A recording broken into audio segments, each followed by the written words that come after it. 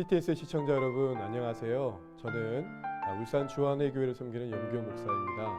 오늘은 시편 118편 17절 말씀을 본문으로 죽게 있습니다는 의미에 대해 나누고자 합니다. 내가 죽지 않고 살아서 여호와께서 하시는 일을 선포하리로다. 한 뉴스 매체에 연재된 글에서 유학 중에 한국 남성과 결혼한 중국 여성의 인터뷰 내용을 본 적이 있습니다. 인터뷰 중에 중국 여성은 한국에 잠시 들어와 지낼 때가 있었는데 시어머니와 남편의 대화 속에서 이해하기 어려운 것이 있었다고 하면서 기자에게 다음과 같이 물었습니다.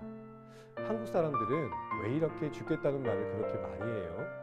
저희 시어머니께서는 조금만 아프셔도 아파 죽겠다 하시고 저희 남편은 조금만 배고파도 배고파 죽겠다 그래요. 시어머니는 손주를 볼 때마다 예뻐 죽겠다라고도 하셔요. 인터뷰 내용을 보면서 문화의 차이가 만들 수 있는 해프닝이라 여기며 웃으며 넘길 수만은 없었습니다. 저 자신을 돌아볼 수 있었습니다. 나도 모르게 죽겠다는 부정적인 표현을 너무 습관적으로 하고 있지 않은지 돌아보게 되었습니다. 여러분은 어떠신지요? 우리도 모르게 습관적으로 죽겠다는 표현을 자주 사용할 때가 있지 않습니까? 우리는 종종 강조한다는 표현으로 배고파 죽겠다라고 하기도 하지만 배불러도 죽겠다고 합니다. 기분 나빠서 죽겠다고도 하지만 기분이 좋아서 죽겠다고도 합니다. 또 고통스러워 죽겠다고도 하면서도 또 행복해서 죽겠다는 등 다양한 상황에서 이 죽겠다라는 표현을 사용합니다. 사실 어떤 면에서는 워낙 익숙하다 보니까 이해하고 그냥 지나칠 수 있는 표현들입니다.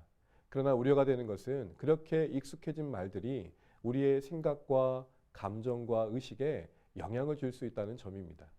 결국 그 말이 우리 중심의 고백이 되고 그것이 우리 마음에 또 영향을 주게 됩니다. 그래서 죽겠다고 말하다 보면 현실의 짐보다 절망과 낙심이 우리 속에 더해져서 기도할 힘조차 잊게 되는 것이죠.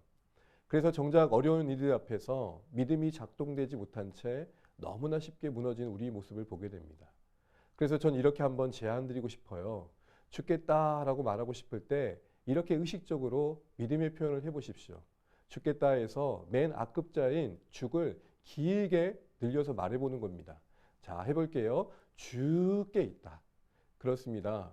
죽고 싶을 만큼 힘겨운 상황에서 의도적으로 죽게 있다. 주님께 달렸다. 고백해 보는 것입니다. 당장은 눈앞의 현실이 더 커 보일 것입니다. 그러나 더 가까이 계신 주님을 향한 시선을 되찾게 되실 것입니다.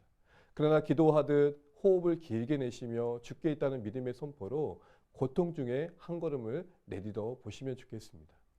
정말로 하나님은 어떤 상황에서도 여전히 주님이시고 일하고 계시기 때문입니다.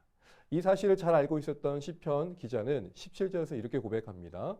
내가 죽지 않고 살아서 여호와께서 하시는 일을 선포하리로다. 17절 앞 내용을 보게 되면 악인들은 시인을 에워쌉니다. 밀쳐 넘어뜨리려고 합니다. 시인은 죽을 만큼 힘든 상황에 있었습니다. 그런데 죽겠다라고 하지 않습니다. 죽지 않고 살겠다라고 말합니다. 인생에 대한 아쉬움, 미련 때문일까요?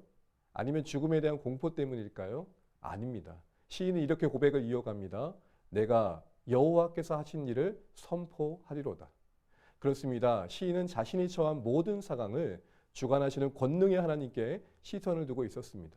그리고 주님께서 어찌 일하실지를 기대하고 있습니다. 그리고 그 고백 속에 담긴 기대감이 낙심에 녹아내릴 수 있었던 그 마음을 일으켜주고 선포하겠다라는 장래에 대한 소망을 갖게 했던 것입니다. 한마디로 시인도 죽게 있다라고 고백했던 것이죠.